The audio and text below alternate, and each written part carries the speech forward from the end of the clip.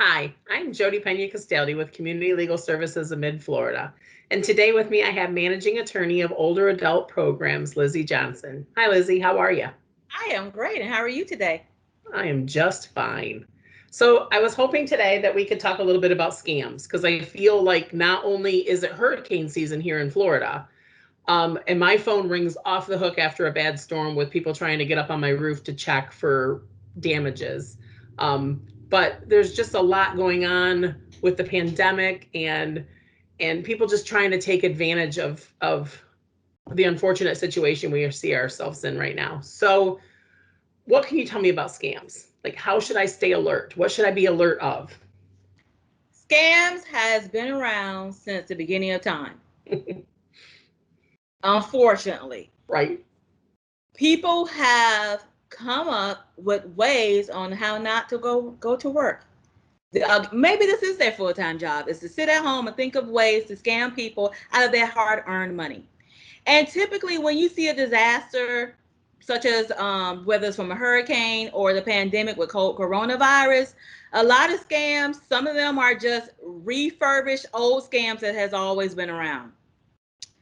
A couple of tips I always recommend is if you're not expecting anyone at your door, don't answer it. If you didn't invite anyone to your house, don't answer the door. Often you still see people going from house to house doing home solicitation scams, such as they may be using young people to sell magazines door to door, where the young children will say, hey, I'm selling this for school or some fundraiser. It may be true and it may not be. Another thing you see a lot of times door to door, which surprises me, still happens. People are still going door to door selling things like vacuum cleaners. They're going door to door selling knives or different little household goods. Um, don't answer the door. A lot of times it's a scam. Another thing I see a lot, especially in the summertime or right after a major storm, tornado, is people going door to door saying, hey, I'm a roofer and I'm in your neighborhood and I'm fixing your neighbor's roof. And I can give you a deal. Really, you're going to give me a deal? Because the last time I checked, I believe that in order to repair my roof, one, I need to have a roof problem. Two, you need to have a permit. So how are you going to fix my roof today with no permit? Right. Interesting. I see sometimes I see people go door to door saying, hey, I'm cutting down trees. And a lot of city ordinances and county ordinances require a permit to remove major trees. And if you live in an Right. HOA, most of the time you need permission from your HOA to remove a tree. So you got to use some of your consumer savvy when you have people, unsolicited people, come knocking on your door trying to offer you a great deal, because a lot of times they're going to take the money and not do the work, or they're going to take your money and do shoddy work. Right. Because even if someone comes to your door and it may be a deal, did you have time to go and check them out? Do they have a business license?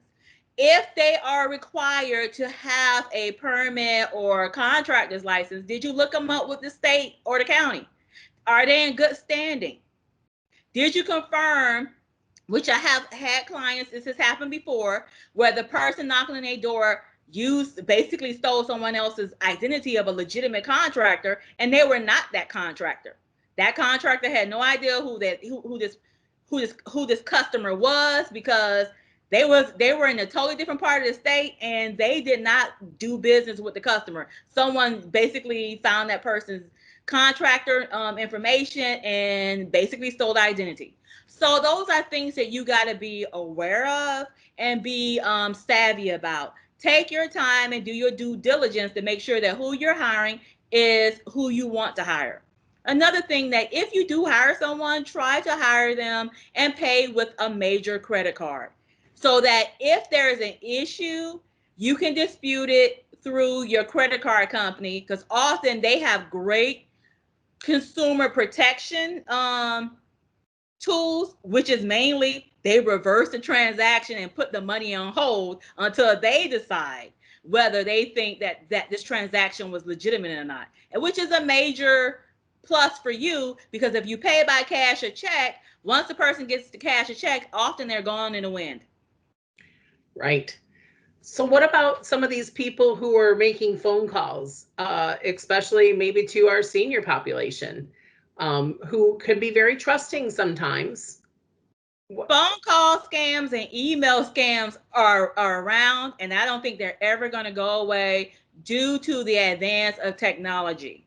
A Right. lot of times you get the email scams where they actually say, hey, I'm your bank. And a lot of times it look like your bank, and their emails have gotten way more sophisticated, except for when you click on the address bar, you can often notice that it may say bank abc.uk.co.fff. Well, you know that's not a legitimate email address.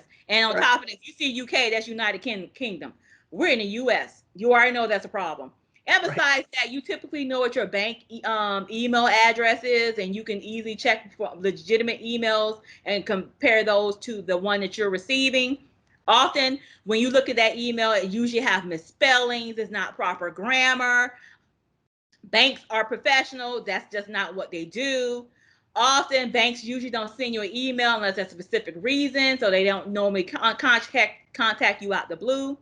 So if you see random emails or you even get a random phone call from someone claiming to be your bank, hang up.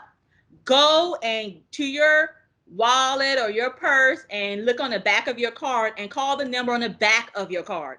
Do not call them back from the number that's on your phone or the number that appears in your email. Call them back from the number that's on the back of your card, and often it will not be the same number, and you'll realize it really was a scam. Because of the advance of technology, they can do something called spoofing. That's where they can make your caller ID look like they're calling you from your bank, and it's really not your bank calling you. And more importantly than that, rarely will your bank ever call you. Usually your bank doesn't call you most of the time. So if you get a call from someone claiming to be from your bank and they need to confirm information like your account number, your social security number, don't give it to them. Don't even confirm the name. Hang up and call the back of the number on the back of your card and say, hey, I just received a call from you, and someone says that they work at the bank, and why are you calling me? Don't be like me with an attitude and ask them, why are you calling me? Be nice. But when you ask them that, usually the person can confirm that they did not call you or they did call you. Rarely are you gonna hear that they did call you. So that would work the same with credit card companies. Anybody calling you to ask for identifying information, it would probably make the best sense to hang up and call them back. Correct. I hang up all the time because if you called me, why do I need to confirm my phone number with you? You called me. Why do I need to tell you what my name is? You called me. Why do I need to tell you what my account number is? Well, if you called me and you had to know this information up front, therefore, I should not have to confirm anything. Call the number on the back of your card for the company that allegedly is calling you, call them directly. Also, they may anytime someone call you and tell you things like, oh, you won a prize and you have to send us money. They often do it by calls, or they do it by email, or they do it by a letter. First off, if you didn't apply for the sweepstakes, you're not a winner. Rarely do you win sweepstakes that you never put an entry in for. So that's something for you to be mindful for. And on top of that, if it's a legitimate sweepstakes that you won, you should not have to pay $29.95, or you should not have to send them $5,000 in order to collect your prize. That's the same thing as being a secret shopper. A lot of times they say, hey, we're going to send you $10,000, and all you have to do is deposit the $10,000 in your bank account, send us back 2,000, take the other 8,000 and go shopping. That's not true. Be careful. People are savvy and their job is to separate you from your money. People spend all of their brain power trying to figure out how to separate you from your hard earned money. You have worked very hard to earn your money. You get up every day for many, many, many years, especially if you're retired, and you worked every single day. And someone is sitting at home trying to think of a way to separate you from your money. So your job is to think of how not to be separated from your money. That's a great point. Thank you, Lizzie. That was really good information. Thanks.